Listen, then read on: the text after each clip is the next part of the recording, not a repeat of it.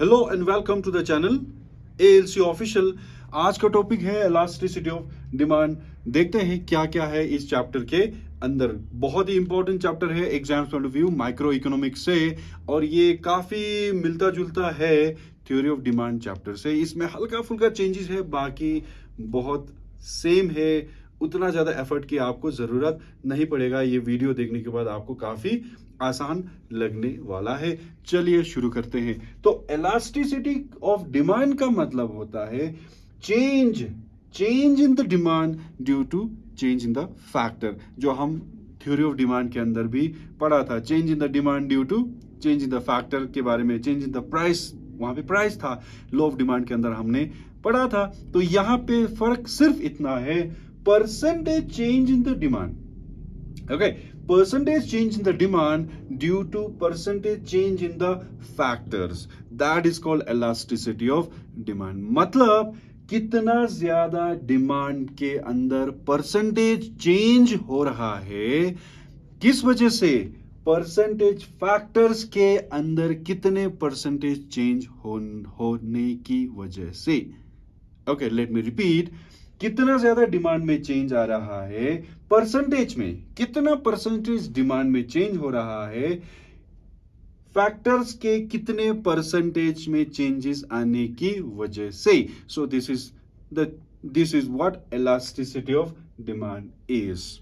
Okay, so factors का मतलब you know very well. Factor means the things which are responsible for bringing change in the demand. Okay, that is called factor. Factor could be anything. Factors could be like price, like income, and any other factors which we have already discussed when we were discussing about the theory of demand chapter.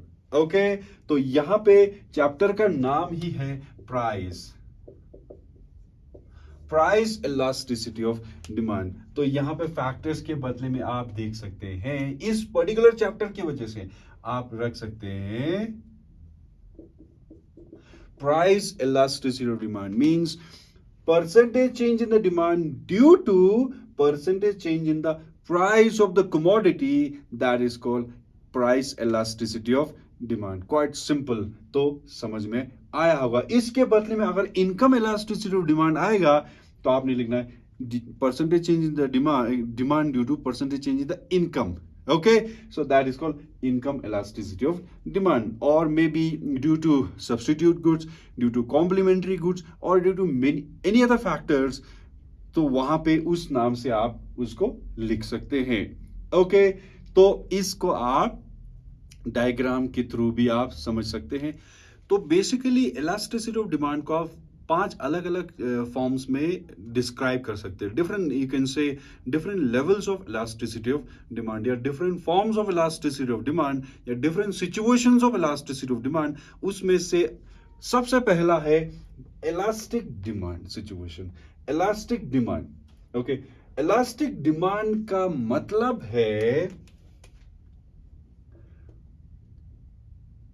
change in percentage change in demand is greater than price. Okay, percentage change in demand is greater than percentage change in price means, आप दोबारा देखिए, percentage change in demand is greater than percentage change in price। this situation यहां पे है। देखने का मतलब देखिए, क्वांटिटी डिमांड इतना ज्यादा चेंज हो रहा है, प्राइस के अंदर इतना सा चेंज हो रहा है, means percentage change, triangle you will call it change. Okay, short form में लिखा है change in quantity demand is greater then percentage change in price. ठीक है, so this is the situation. यहां पे इलास्टिक डिमांड, इस पॉइंट को आप कह सकते हैं। तो यहां पे आप देखेंगे ईडी इज ग्रेटर देन 1। ये कई बार एग्जाम में पूछ चुका है, so remember it. ED is greater than 1 कौन से सिचुएशन में होता है? अगर पूछेंगे तो you will say elastic demand के केस में we have ED is greater than 1। Why ED is greater than 1? Because percentage change in the quantity is greater than percentage change in the price. Okay, ED ज्यादा हो रहा है, price में थोड़ा सा change हो रहा है लेकिन क्वांटिटी में बहुत ज्यादा चेंज हो रहा है. This is called elastic demand. दूसरे सिचुएशन में इसका उल्टा है. यहां पे आप देखेंगे percentage change in quantity demand is less than percentage change in price. So this is just the opposite situation of elastic demand. तो इसका बोलेंगे inelastic demand situation. That means price में इतना ज्यादा चेंज हो रहा है और क्वांटिटी में बहुत ही कम चेंज हो रहा है. तो यहां पे आप क्या होंगे? ED is less than 1. ED is less than 1 situation होगा. समझ में आया होगा? These two are just opposite to each other. तो ये दो अलग अलग levels of elasticity of demand है. चलिए तीसरा वाला, चौथा वाला और फिफ्थ वाला देखेंगे.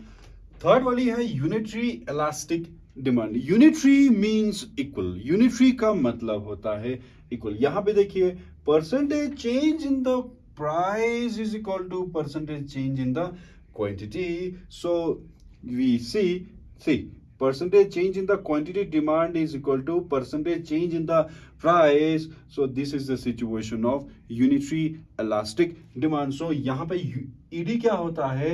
ED is equal to 1. Okay, उसमें क्या था? ED is greater than 1, less than 1, ये equal to 1 होता है. नेक्स्ट वाले देखेंगे तो फोर्थ वाला है perfectly elastic demand. Perfectly elastic demand यहां पे आप देख सकते हैं. परफेक्टली इलास्टिक डिमांड का मतलब है there is no change in the price. Price is constant and there is complete elastic, flexible, completely flexible in the quantity demand. Means price, इतने प्राइस में quantity can be Q, quantity can be Q1, Q2, Q3, Q4, Q100, Q1000, whatever. Okay, price में कोई भी change, price में कोई भी change नहीं है. क्वांटिटी कभी आगे जा रहा है, कभी वापस आ रहा है. So this is called perfectly elastic demand. तो यहां पे ED is equal to infinite.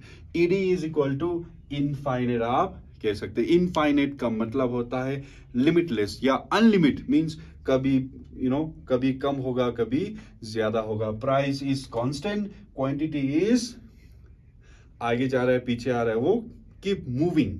Okay, so this is called perfectly elastic demand. इसका जस्ट ऑपोजिट है perfectly inelastic demand. Perfectly inelastic demand means you can assume from the name itself that there is no change in the quantity. There is no change in the quantity. Quantity is constant, but the price is fluctuating. Fluctuating का मतलब है कभी ऊपर जा रहा है, कभी नीचे जा रहा है. P1, P2, P3, P4, P100, P1000, P10,000, whatever. Price कितना भी हो, क्वांटिटी कभी चेंज नहीं होने वाला. सो यहां पे आप अज्यूम करेंगे ED इज इक्वल टू 0. सो ये 5 सिचुएशन बहुत ही ज्यादा इंपॉर्टेंट आपके लिए है. सो इन 5 सिचुएशन को आप याद रखेंगे. तो ये देख सकते हैं सिचुएशन को. अभी अभी हमने डायग्राम के थ्रू प्रेजेंटेशन किया था. ED पे number 1, ED is greater than 1, that is elastic demand situation में. ED is less than 1, that is in inelastic demand situation. ED is equal to 1, that is unitary elastic demand. ED is equal to infinite, that is perfectly inelastic demand. ED is equal to 0, that is perfectly inelastic demand.